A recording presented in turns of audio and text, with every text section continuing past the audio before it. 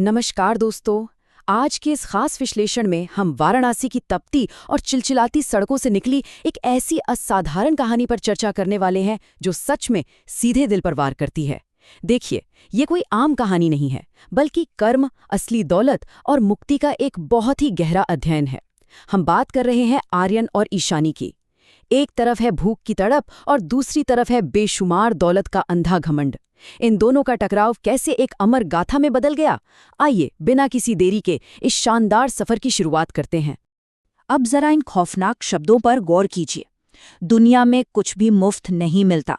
भिखारी, अगर तुम्हें ये पैसा चाहिए तो तुम्हें मेरी हर शर्त माननी होगी, चाहे वो कितनी भी कड़वी क्यों ना हो।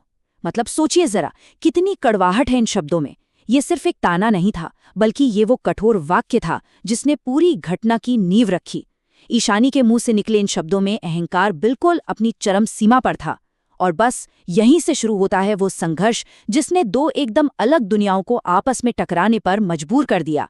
तो चलिए कहानी के पहले भाग से शुरू करते हैं, भूख और अहंकार की टकराहट।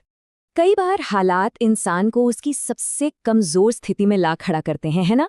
आर्यन, जो अपनी मरती हुई छोटी बहन मीरा के लिए किसी भी हद तक जाने को तैयार था, किस्मत उसे सीधे उस चौराहे पर ले आती है जहां उसका सामना एक ऐसी ताकत से होता है जिसके पास दया नाम की कोई चीज नहीं थी।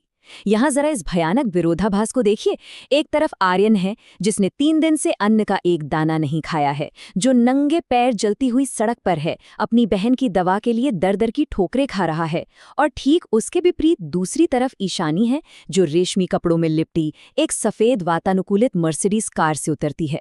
ये सिर्फ दो इंसानों की तस्वीर नहीं है, बल्कि समाज के दो सबसे चरम सिरों की तस्वीर है, जहां ताकत का पूरा पलड़ा बस एक ही तरफ झुका हुआ है।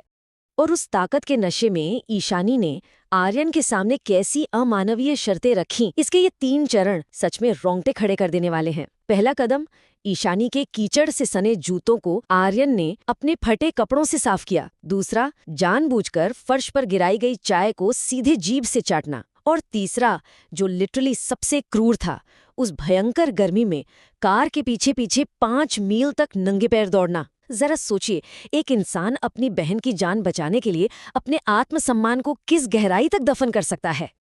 अब आते हैं दूसरे हिस्से पे, क्रूरता के पीछे का सच। हवेली की उन ठंडी संगमरमर की दीवारों के पीछे एक ऐसा राज दफन था जिसकी कल्पना आर्यन ने सपने में भी नहीं की थी।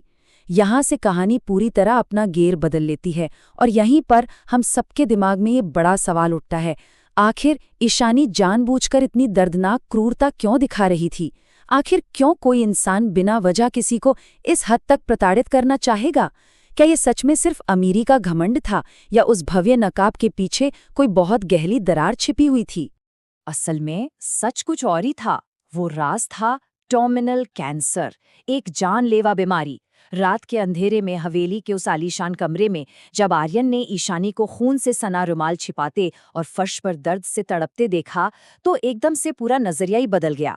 कमरे के कोलों में छिपी कैंसर की दवाइयों ने ये साफ कर दिया कि ईशानी का वो क्रूर बर्ताव दरअसल अपने ही मौत के डर से बचने की एक ढाल मात्र थी। और बस उसी पल आर्यन की जो नफरत थी, वो अचानक एक गहरी सहानुभूति में तब्दील हो गई। ईशानी की गुप्त डायरी के ये पन्ने दिल को झकझोर कर रख देते हैं। ये साफ दिखाते हैं कि अंदर से ईशानी वास्तव में बहुत दयालु थी और दूसरों की मदद करना चाहती थी। लेकिन जब उसे पता चला कि वो मरने वाली है, तो उसने अपने चारों ओर क्रूरता की एक मजबूत दीवार खड़ी कर ली। उसने जानबूझकर एक राक्षस जैसा बर्ताव किया ताकि कोई भी उससे प्यार न करे।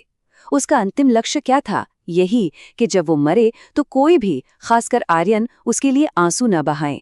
अगर गहराई से सोचें तो ये क्रूरता नहीं, बल्कि उसका एक बहुत बड़ा और निस्वार्थ बलिदान था। कहानी का तीसरा पड़ाव, हवेली से आज़ादी की उड़ान। जब सच्चाई सामने आ गई तो परिस्थितियां बहुत तेजी से बदलने लगीं। आर्यन अब सिर्फ एक मजबूर नौकर नहीं था, बल्कि वो एक रक्षक बन चुका था। अब माहौल में एक जबरदस्त तनाव है। सिर्फ 24 घंटे, ईशानी के पास सिर्फ 24 घंटे का समय बचा था। उसका लालची पिता उसकी मौत से पहले सिर्फ उसकी वसीयत हथियाने के लिए जबरन उसकी शादी एक क्रूर जमींदार के बेटे से करवा रहा था। ये लिटरली एक टिक टिक करती घड़ी थी। अगर समय रहते कुछ ना किया जाता तो ईशानी उसी हवेली में घुट घुट कर दम तोड़ देती। ये पूरा घटनाक्रम किसी रोंगटे खड़े कर देने वाले एक्शन सीक्वेंस से कम नहीं है। आधी रात का वक्त, बाहर भयंकर तूफान और बिजली कड़क रही है। आर्यन अपनी जंग लगी जेल की सलाखें तोड़ता है। फिर रात 1 बजे वो सीधे शादी के मंडप में घुसता है और हाथ में जलती हुई लकड़ी लेकर हथियारबंद पहरेदारों से भिड़ जाता है। रात 2 बजे बाढ़ से भरी वाराणसी की गलियों से होते हुए वो बेहोश हो रही ईशानी को अपनी पीठ पर लादकर हवेली से भाग निकलता है। और फिर रात 3 बजे वे गंगा नदी में एक छोटी सी नाव पर सवार होकर उस क्रूर दुनिया को हमेशा के लिए पीछे छोड़ देते हैं। ये दृढ़ संकल्प की बिल्कुल चरम सीमा है। अब बढ़ते हैं चौथे भाग की तरफ, गंगा के घाट पर शांति। कहते हैं ना, तूफान के बाद हमेशा एक खामोशी आती है। वो भयानक रात गुजर चुकी थी और आर्यन ने ईशानी को नदी के किनारे बसे एक शांत आश्रम में सुरक्षित पहुंचा दिया था। यहाँ आकर सारी भागदौड़ एक पवित्र शांति में बदल जाती है। जरा इस दृश्य की कल्पना कीजिए। दिवाली की शांत रात है, बाहर पूरा शहर रोशनी से जगमगा रहा है, लेकिन आश्रम के उस छोटे से कमरे में आर्यन ने ईशानी के चारों ओर छोटे छोटे मिट्टी के दिए जला रखे हैं। जैसे जैसे उन दियों की लौ टिमटिमा रही थी, वैसे वैसे ईशानी की जिंदगी का बचा हुआ समय भी धीरे धीरे कम हो रहा था। ये बाहर के उत्सव और अंदर बुझते हुए जीवन का एक बहुत ही भावुक कर देने वाला पल था। और फिर उस सन्नाटे में ईशानी के होंठों से ये शब्द निकले, तुमने मुझे वो सम्मान दिया जो मेरे अपने परिवार ने भी नहीं दिया।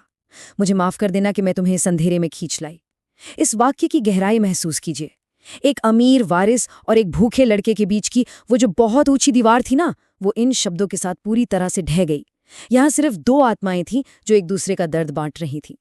रात के समय आर्यन नाव चलाकर ईशानी को दशाश्वमेध घाट ले जाता है। भोर होने से ठीक पहले ईशानी महाआरती के दौरान गंगा में तैरते हुए उन हजारों दियों को देखती है। और फिर सूर्योदय। जैसे ही सूरज की पहली किरण निकलती है, पवित्र मंत्रों की गूंज के बीच ईशानी आर्यन की बाहों में हमेशा के लिए परम शांति पा लेती है। इस दृश्य में जो आध्यात्मिक मुक्ति है, सच कहूं तो उसे शब्दों में बांधना बेहद मुश्किल है। और अब आखिरी हिस्सा, अमर प्रेम और नई शुरुआत। ईशानी के जाने के बाद कहानी यहाँ खत्म नहीं होती। यहीं से असल में कर्मों का हिसाब होता है और ये स्पष्ट होता है कि हमारे किए गए कार्य किस तरह हमारा भविष्य तय करते हैं।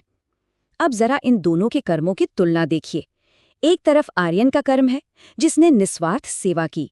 उसे अंततः ईशानी की संपत्ति मिलती है, मन की शांति प्राप्त होती है और सबसे बड़ी बात, वह अपनी बहन मीरा को पूरी तरह से बचा लेता है। वहीं दूसरी तरफ ठाकुर विक्रम सिंह का कर्म देखिए। उसके अपने ही साझेदारों ने उसे धोखा दे दिया।